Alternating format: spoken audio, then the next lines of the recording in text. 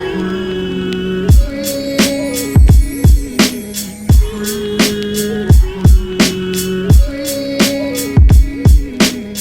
what's going on, Heft Squad? Welcome back to another video, and today we're going to be reacting to the skill-based matchmaking in Call of Duty Cold War. Seems like they're going to be explaining like skill-based matchmaking, team balancing, ping, and more, it says. So let's get right into it. I'll have the original video linked in the description, so let's get right into it.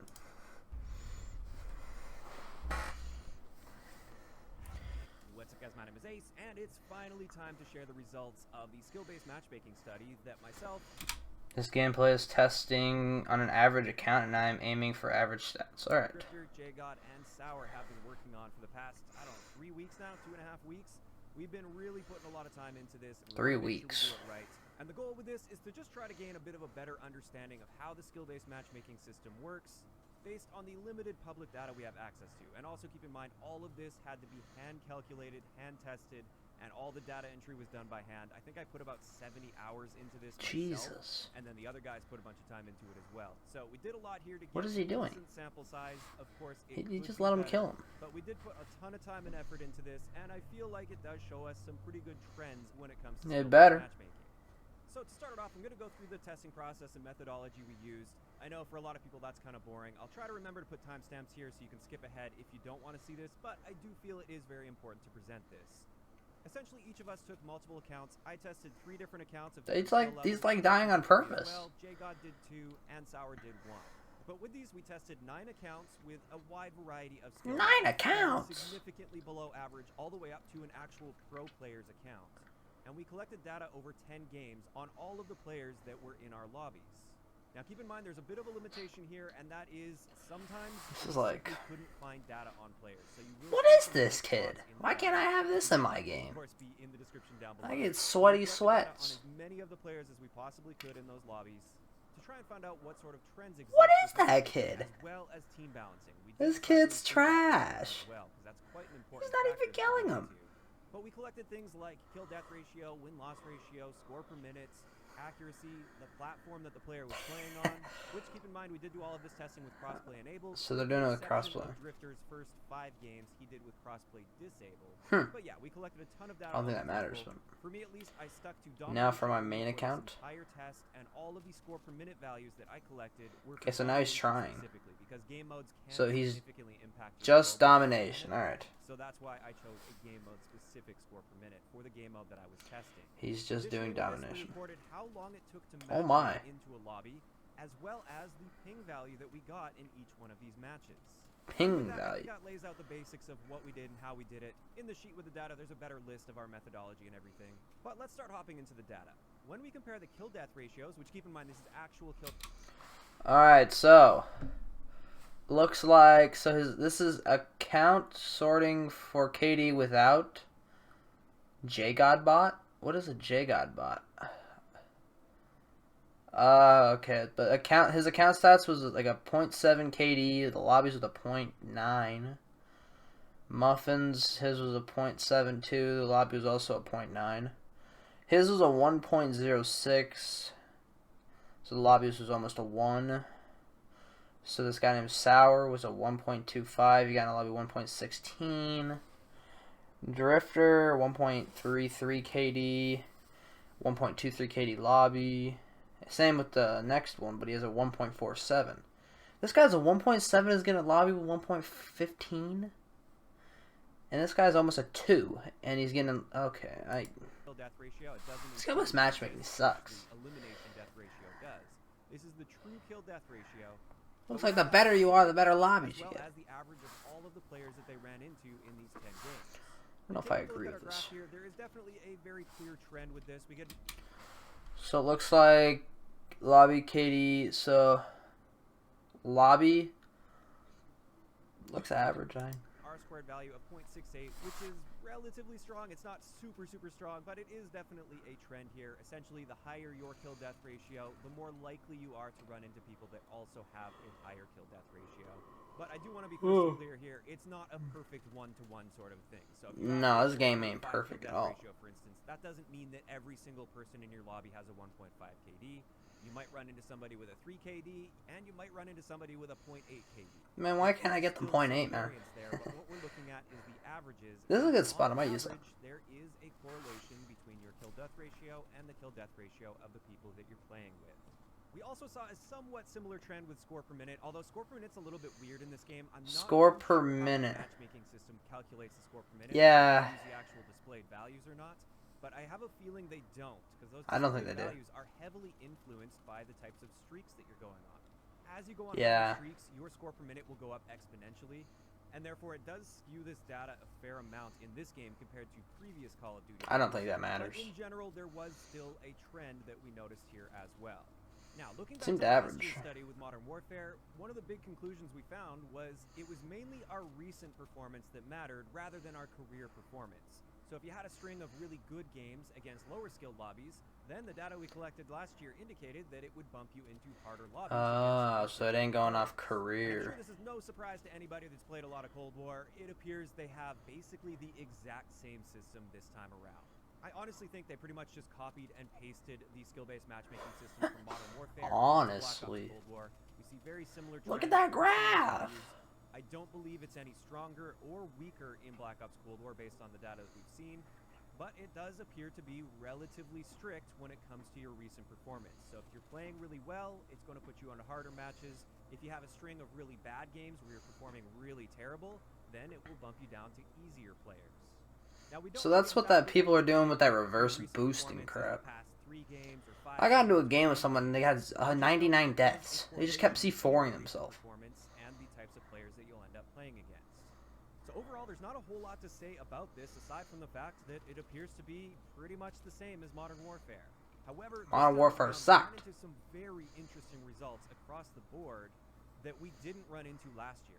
Last year with Modern Warfare's test, Drifter and I didn't find any correlation at all between your skill level and the ping that you get in-game, or your connection quality.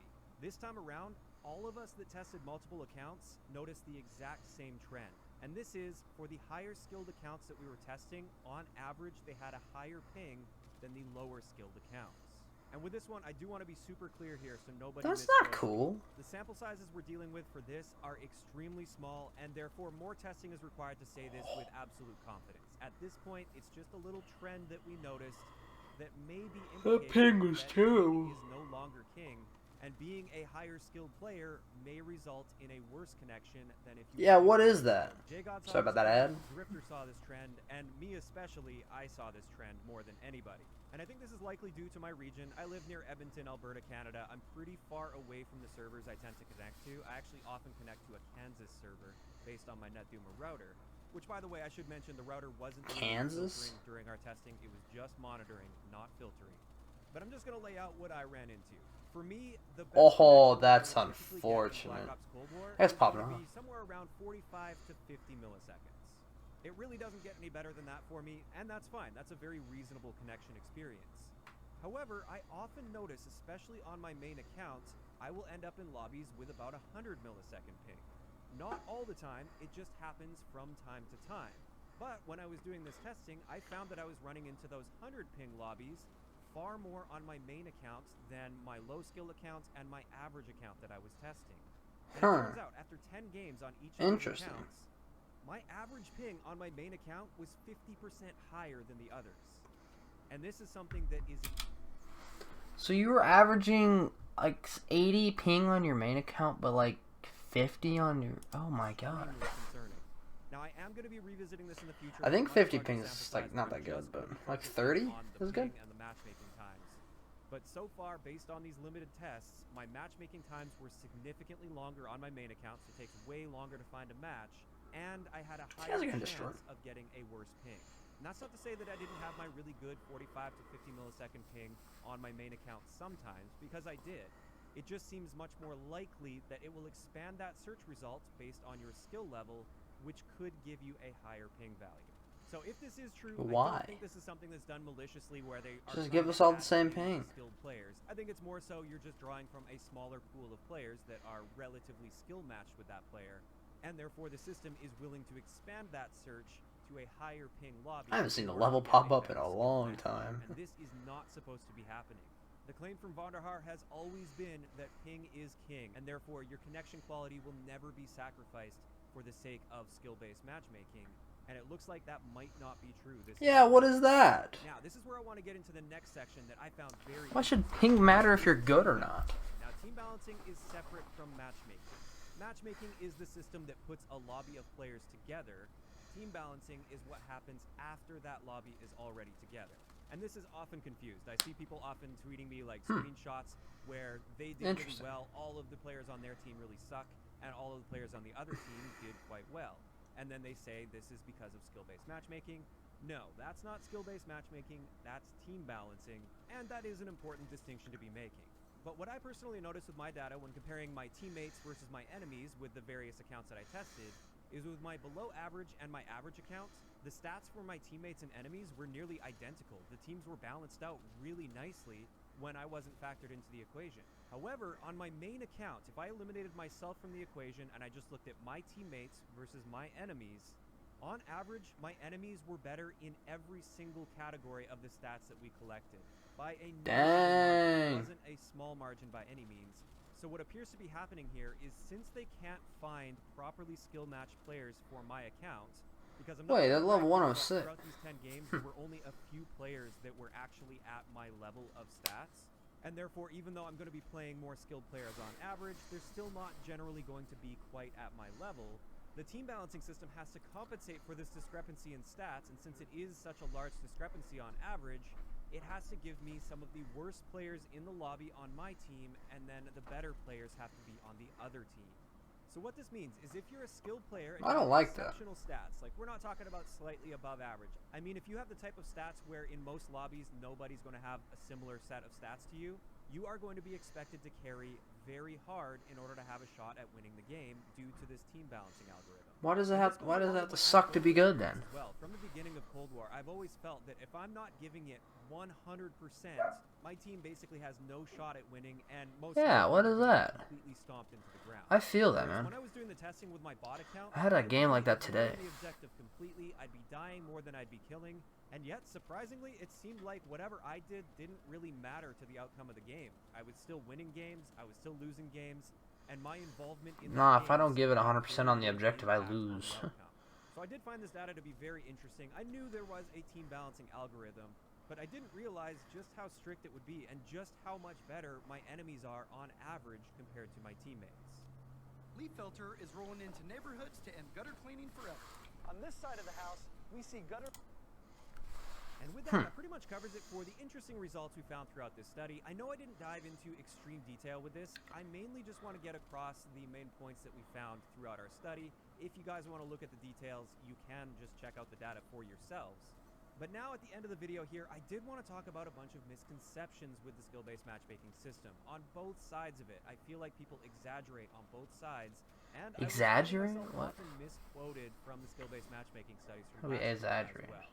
So one of the big misconceptions with the skill-based matchmaking system is it doesn't find 11 other clones of you to put you in a lobby together. We knew that. Will still run into below average players. Below average players will sometimes still run into a professional player.